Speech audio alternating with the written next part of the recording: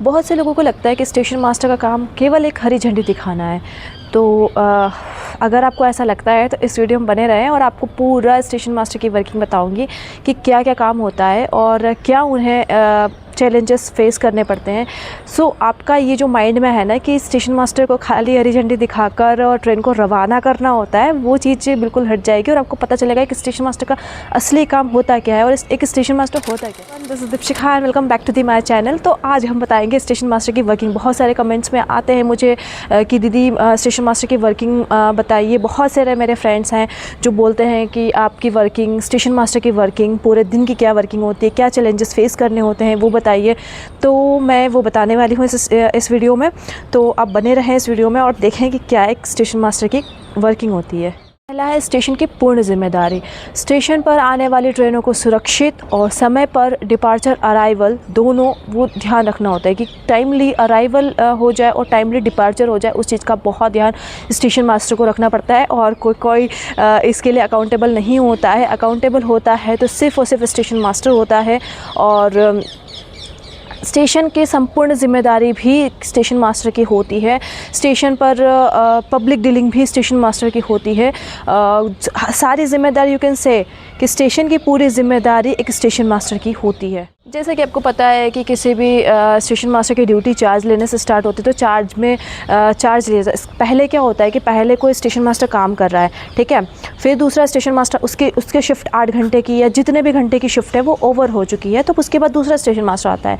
उसकी ड्यूटी में अब वो क्या करता है, चार्ज लेता है कि उसकी ड्यूटी में क्या ट्रेन्स हैं, कौन सी ट्रेन्स पेंडिंग है, क्या अनयूजुअल्स हैं, कोई क्वेश्चन तो नहीं चल रहा था, क्या मतलब सारी चीज़ें वो जानकारी ले लेता है कि आपकी शिफ्ट में कुछ ऐसा स्पेशल हुआ हो जो मतलब मुझे जानना ज़रूरी है कि ये बाद में उसकी इंक्वायरी की जा सकती है, तो वो भी वो चीज़ें पूछ लेता है या सब पहले वाला स्टेशन मास्टर बता के जाता है। तो क्या होता है कि एक 8 घंटे की शिफ्ट में जो उसने ऑपरेशन किया है उसकी जानकारी अगले स्टेशन मास्टर को देता है और अगला स्टेशन मास्टर जो है वो जानकारी लेता है और उसको फिर ऐसे मतलब उसको चार्ज में लेके वैसे नेक्स्ट वाले स्टेशन मास्टर को फिर वो चार्ज में देता है ऐसे। तो ऐसा पहले चार्ज लिया जाता है। चार्ज बुक में एंट्री भी होती है। चार्ज बुक में एंट्री की जाती है कि क्या क्या वर्किंग हुई है आज की और क्या मतलब प्रॉब्लम्स फेस करने पड़े हैं और कौन कौन सी अगर कोई क्वेश्चन चल रहा है तो क्वेश्चन लिखा जाता है। क्या आपके पास इक्विपमेंट्स है, ARME ART कहाँ पर खड़ी है या मतलब जो भी है, मतलब बहुत सारे स्पाइक है तो वो कहाँ खड़ी, हर चीज़ की जो भी आपके स्टेशन पर एक एसेंशियल इक्विपमेंट्स होने चाहिए वो चीज़ों की एंट्री उस रजिस्टर में होती है, चार्ज बुक में। तो ये एक बहुत ज़रूरी है। अगर ट्रेन डिले होती है, ट्रेन में कोई भी मिस्टेक हो जाती है, कुछ भी होता है, पैसेंजर को कुछ हो जाता है तो उसकी भी रिस्पॉन्सिबिलिटी, कुछ हो जाता है दैट मीन्स कि स्टेशन पर, तो उस पर भी स्टेशन मास्टर को ध्यान देना होता है और स्टेशन मास्टर को उसका जवाब देना होता है।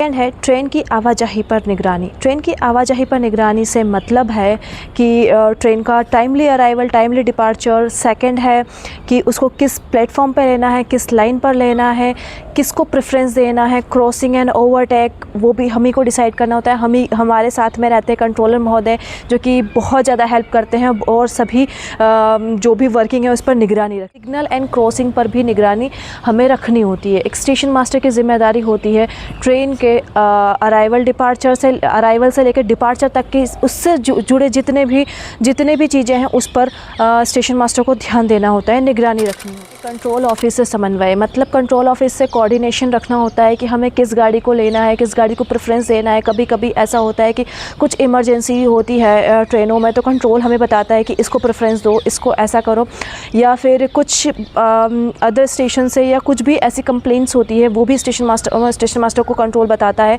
कि आप इसको देखें, यहाँ पर ये चीज़ें हैं या ये फाटक खुला हुआ है। तो वो सारी समन्वय करके एक कंट्रोलर से हमें रखना पड़ता है, तभी हमारा काम बहुत ही अच्छे से स्मूथली चलता है।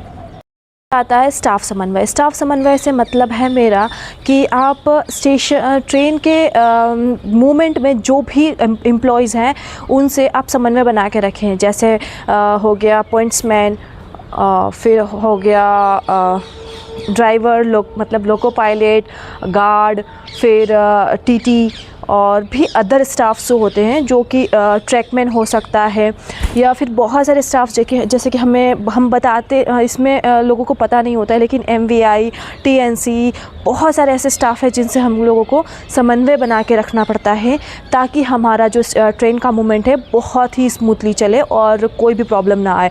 अदरवाइज़ फिर प्रॉब्लम आ जाती है, उसका अकाउंटेबिलिटी लेना पड़ता है स्टेशन मास्टर को।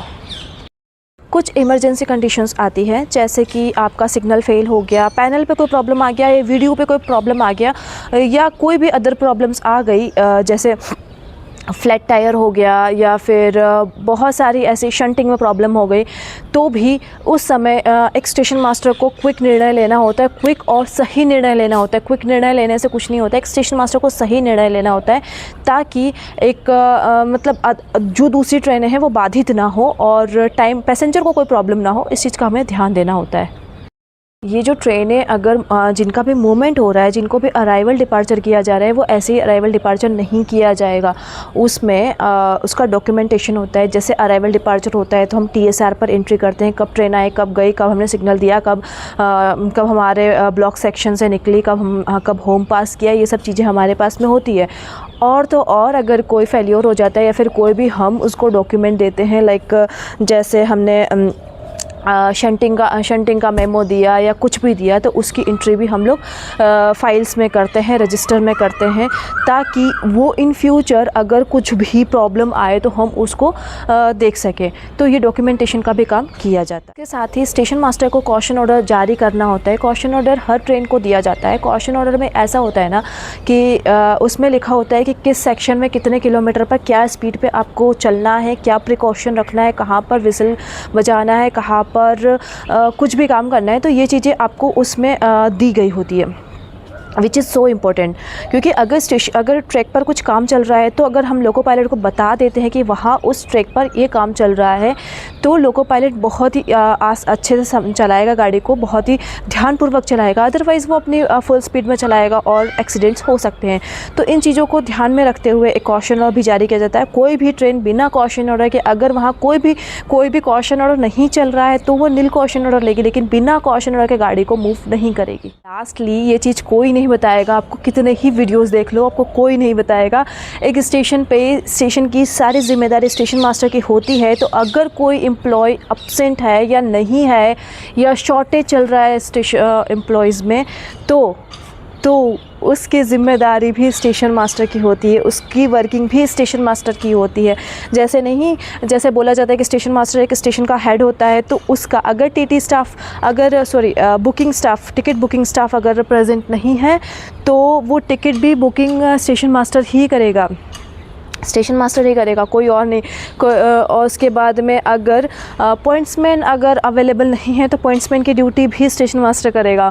और अगर वो ट्रेन मैनेजर अब्सेंट नहीं है, तो प्रेजेंट नहीं है या कुछ है, तो उसकी भी ड्यूटी स्टेशन मास्टर ही करेगा। स्टेशन मास्टर की ड्यूटी बहुत इजी नहीं होती है, टफ। अगर आप फिर भी ये ड्यूटी करना चाहते हैं, तो रेलवे के स्टेशन मास्टर की ड्यूटी में आपका वेलकम है। वैसे बहुत अच्छी। अब ये तो नहीं लग रहा होगा कि स्टेशन मास्टर की ड्यूटी एक हरी झंडी दिखाना है।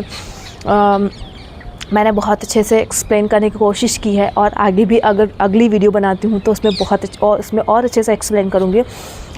लेकिन जहाँ तक है, आप लोगों को थोड़ी बहुत वर्किंग तो समझ आ ही गई होगी कि कैसे वर्किंग की जाती है एक स्टेशन मास्टर की, और कैसे एक ट्रेन को सुचारू रूप से चलाने में एक स्टेशन मास्टर की जिम्मेदारी होती। तो प्लीज़ मेरे वीडियो को लाइक एंड चैनल को सब्सक्राइब करिएगा एंड शेयर कर दीजिएगा मेरे वीडियो को प्लीज़, ताकि अच्छे व्यूज़ आए, और मोटिवेशन उसी से मिलता है। अदरवाइज़ मैं भी कुछ दिन से वीडियोज़ नहीं डाली थी, क्योंकि मुझे व्यूज़ नहीं आ रहे थे और मोटिवेशन नहीं मिल रहा था। फिर मैंने मन बनाया कि चलो ठीक है, बना लेते हैं वीडियो, किसी को भी तो हेल्प होगी। तो वीडियोस बनाया मैंने, और अब बताइएगा आपके लिए हेल्पफुल है या नहीं। Thank you guys.